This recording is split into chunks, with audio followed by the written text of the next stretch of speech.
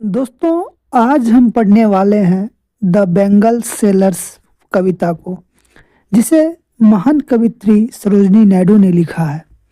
इस कविता में कवित्री ने रंग बिरंगी चूड़ियों के माध्यम से भारतीय महिलाओं के जीवन के अलग अलग चरणों जैसे बचपन, युवा अवस्था, विवाह और मातृत्व को बहुत सुंदर से दर्शाया है।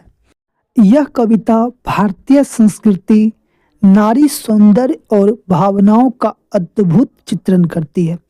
तो चलिए इस कविता को लाइन बाय लाइन पढ़ते हैं और समझने की कोशिश करते हैं।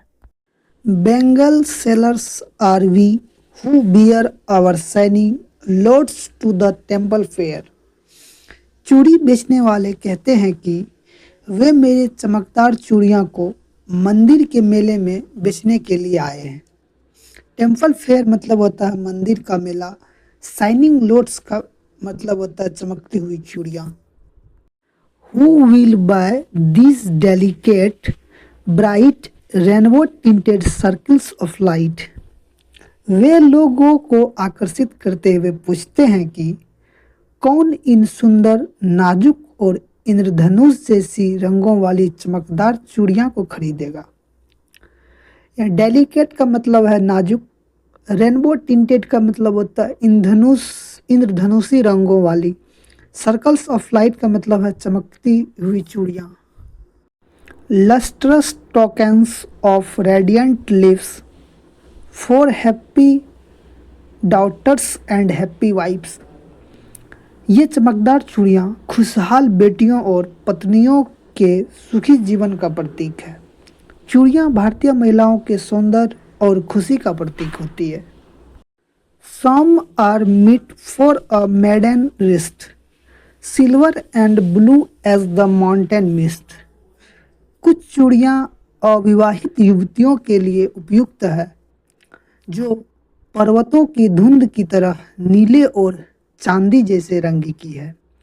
ये रंग मासूमियत और पवित्रता का प्रतीक है। Some are flushed like the bird's dead dream on the tranquil brow of woodland stream। अर्थात कुछ चूड़ियाँ शांत जंगल की धारा के किनारे खिले हुए फूलों की कलियाँ जैसी गुलाबी है। युवतियों के सपनों और कोमल सौंदर्य का चित्रण किया गया है। Some are aglow with the bloom that claps to the limpid glory of newborn leaves। कुछ चूड़ियाँ नई पत्तियों की हरियाली की तरह चमक रही है। हरा रंग युवा अवस्था, ताजगी और नई शुरुआत का प्रतीक है।